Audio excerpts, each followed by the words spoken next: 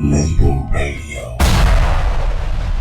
When you tell the story about Ice Cube and he was jealous of everybody for getting more pussy, like those songs were him dissing the girls for not, messing with him. So it's funny that you say that and then hear those songs. It's kind of like he was definitely angry at women because he wasn't getting the same love that the rest of the guys was getting. Well, I think part of it is that he really isn't a street guy, but part of it is he was younger than them. Yeah. I mean, the difference between 17 and 21, that's a big difference. Yeah. These guys were cool guys. You look in the dictionary under cool and you see a picture of Dre and Eazy, and those guys were cool. Yeah. Ice Cube was very young. Also, remember that N.W.A. weren't all street guys. So what we're talking about now is poetry. Ice Cube was a poet. He was the poet laureate of the hip-hop movement on the West Coast. So he was just writing lyrics, not necessarily espousing or living those lyrics, but he wrote those lyrics, and, he was a poet. And the things that N.W.A. talked about, they didn't necessarily believe in all those things, but where they grew up, the things they talk about were reality. Yeah. They weren't misogynist. They were realists. Yeah. They're saying, hey, we're not saying that you should beat up women, and we're not saying that you should rob banks and liquor stores. We're just saying where we grew up, that was the reality of our life. When they wrote Fuck the Police, they were saying that's the reality of a young African American's life in the inner cities. And what it did was, for the first time in history, people in Kansas and Nebraska and Minnesota, all of a sudden now it just wasn't the Rhodium, man. Yeah. It wasn't just the inner city in DC. All of a sudden, the entire world understood, what it was like to grow up in Compton. Yeah. And it's funny, you in your book, you told a story about getting harassed by the police in 87 in front of the studio, and how Eazy was like, yo, Jerry, chill. This is kind of like, par for the course. We kind of go through this on a regular basis. And then you fast forward, 30 years later, and we're still dealing with some of the same stuff as far as, Mike Brown. What do you think about that as our society? Because evidently they haven't woken up yet.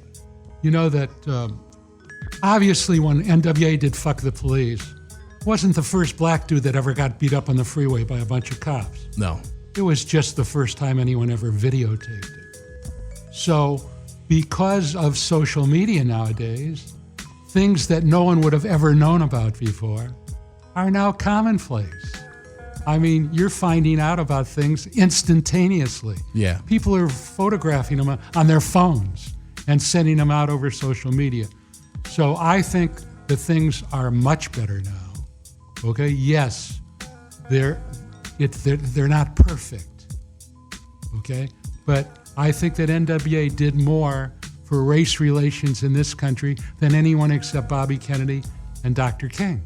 I think if Dr. King and Bobby Kennedy would have been alive today, this is exactly where they would have been. Really? That's what I think. Wow. That's profound, because there's a lot of people out there probably saying, how and why? Because NWA, it definitely gave a voice for the voiceless and us being in the city. But as far as, internationally, people didn't really understand. They still don't understand what's going on with our society still. And now it's on TV, but they still don't understand. I have Emma's Canadian, her Canadian friends are like, what's going on? And this is 2015. Maybe 30 years ago, it wouldn't have gotten the kind of notoriety. The same horrible things would have happened, but nobody would have known about them. Yeah. Okay? So, and I think one thing that social media has done, I think social media is now taking up. I think that they are going to be a big factor in really progressing these kinds of things that are happening so that sooner or later they won't happen anymore, hopefully. Hopefully. So let's do it. Let's take it on a more positive note. The early days of Ruthless Records.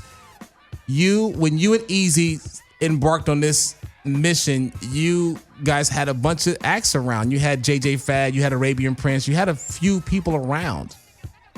What was the energy like during that early days when it was first getting started, before you guys, before NWA kind of blew up and did their thing? What was the energy like? I think the most important moment of my life was when Eazy, who, the story about him paying Alonzo $750 to meet me was a true story. Yeah. So when I'm standing in front of Macola on a Tuesday afternoon, March the 7th, the 3rd, whatever it was, of 1987, he gets out of his tricked out Suzuki Samurai, reaches down in his sock and pulls out a wad of money and pays Alonzo. And I said to him, because I didn't want to be there. I just did it because Alonzo needed the money. Yeah. I mean, for months he had been trying to meet me. So when I said to him, okay, man, what's up? So he said, nothing. He didn't say a word. He just handed me a cassette. And when I played straight out of, Boys in the Hood, I said, wait a second. This is the most important music that I've heard since maybe 1964. I said it has the rebellion of the Rolling Stones. It has the anger and intensity of the Panthers, who I also knew very well and represented some. And it has the poetry of Gil Scott-Heron. I said, this is the most important music that I've heard. I said, what do you call this band? He said, N.W.A. And I said, what's that stand for? No whites allowed? And he said, not really, but that's close. He laughed. He puts on Straight Outta Compton. Straight Outta Compton, crazy motherfucker named Ice Cube, and a band called Niggers with Attitudes. And I said, wait a second. This is just too heavy. I said, I can't believe what I'm hearing. I said, this is what I've waited for all my life, is something like this. So it was really a pivotal moment in West Coast gangster rap, but it was also a pivotal moment in both of our lives. Yeah, and during that early days, you had Arabian Prince, which was like the fifth guy in a group, and he just kind of fell off and disappeared. What happened to Arabian Prince? Nothing. There was no arguments, no fight. He just one day didn't show up, that's all. And Eazy, who always had a B plan, had Ren and he had Cube, and Cube was going to college and whatever, but just one day Arabian Prince just decided he didn't want to be in the group. And he just didn't show up. We're still all good friends.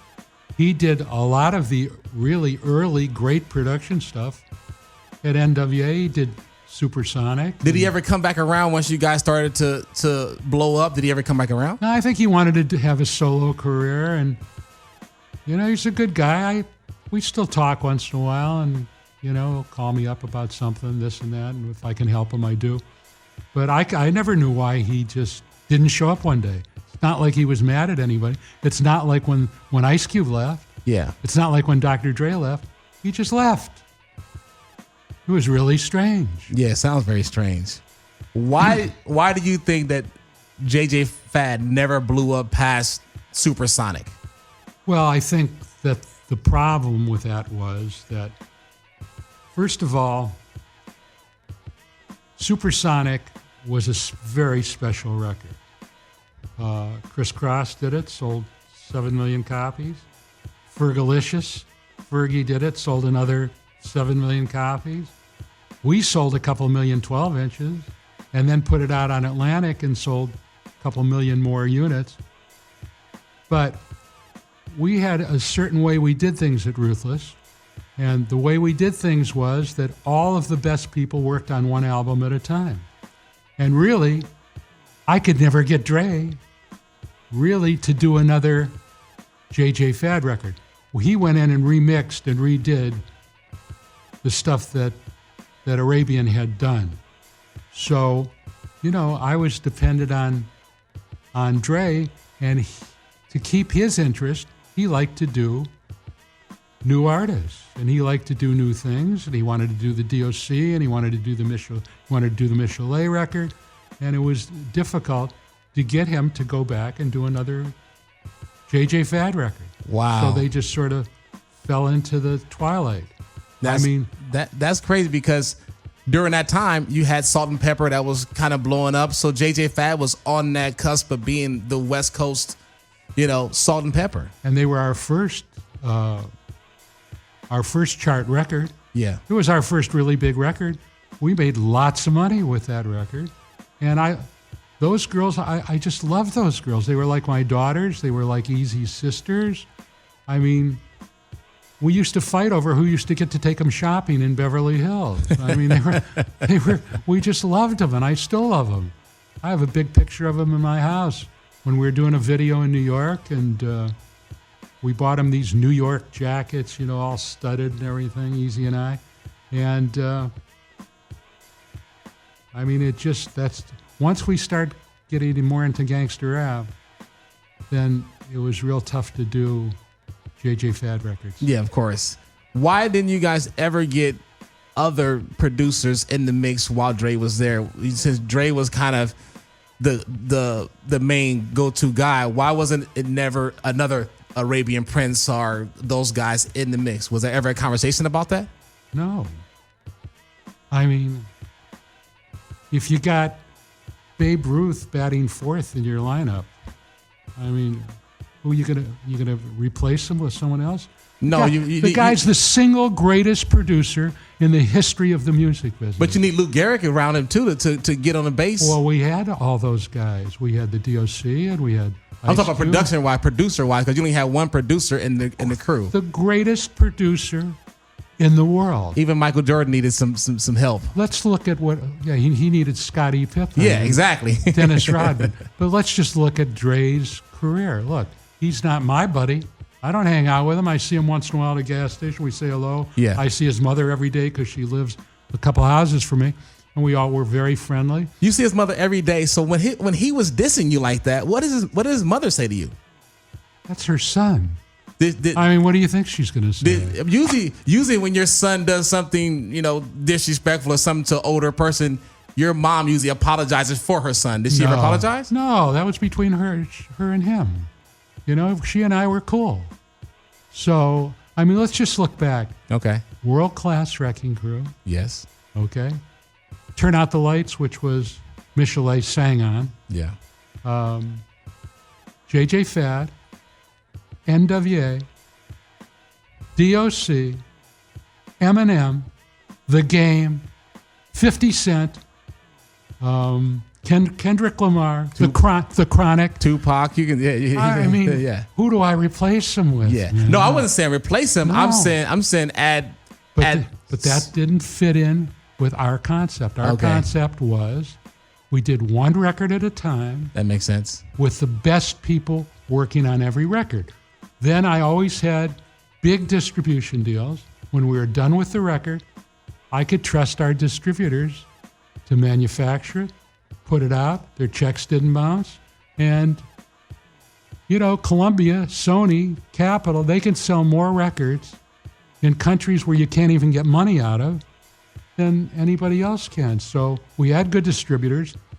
We delivered finished product to them. They weren't allowed to touch anything.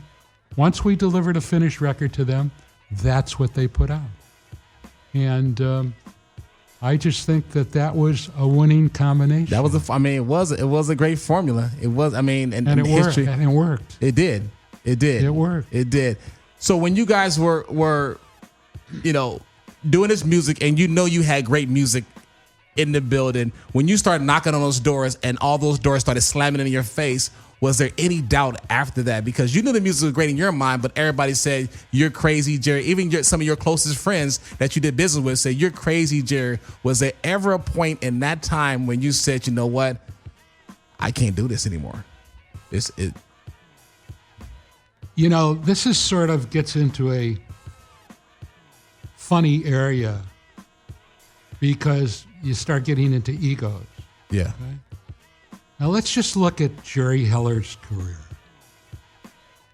Elton John, Creedence Clearwater, I discovered them when they were called the Gollywog. Marvin Gaye, Pink Floyd, Journey, Styx, REO Speedwagon, Van Morrison, Joan Armatrading, the Four Tops. I mean, I don't really need to ask anybody if something is good. So I understand that sometimes you're out of sync with what's happening. You have to be in sync with what's happening. But if I think something's good, that takes, see, when I heard Boys in the Hood, that took all the guesswork out of it. That takes the element of music out of it. This guy's handing me the most important album of the 20th century. I recognized that. My job was to do two things. Number one, to secure distribution. He could have sold 200,000 units himself at swap meets. Okay? My other job, beside distribution, became a marketing problem. See, he made it easy for me. I didn't have a music problem. You don't have a music problem when somebody says, here, I want you to sign Roberto Clemente. Yeah. I mean, he gave me the music. Yeah. It was done. Yeah. I represented all the artists before N.W.A. I represented all of them in different groups. No, I hear you on that, but my question was more towards after you had the music and you had the amazing product and you were going to people to try to get distribution or get labels to kind of partner up with you and they were closing the doors in your face. Was there any ever doubt during that time about what you were doing or what you had? Okay, so I go to Joe Smith. Joe Smith was an ex-disc jockey. He was chairman of the board of Capitol Records, one of the most important companies in the world. He's chairman of the board, friend of mine. Yeah.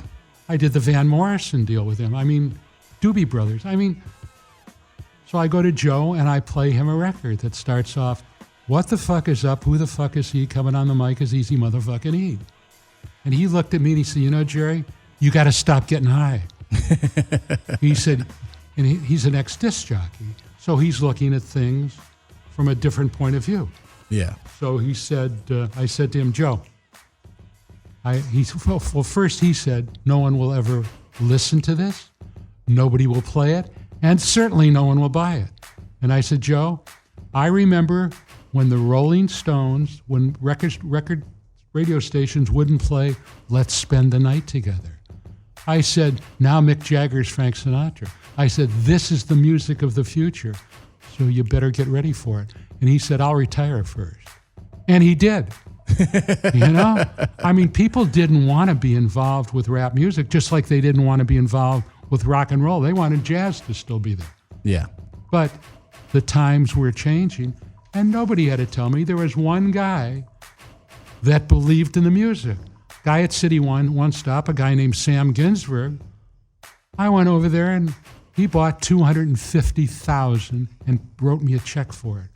He wrote me a check for $75,000 Easy Does It, $150,000, $175,000 straight out of Compton's, called me 2 weeks later, and reordered. So he believed in it. Yeah. Okay, so there's always somebody. Just because you're ahead of your time doesn't mean you're wrong. And nobody could shake my faith in that record.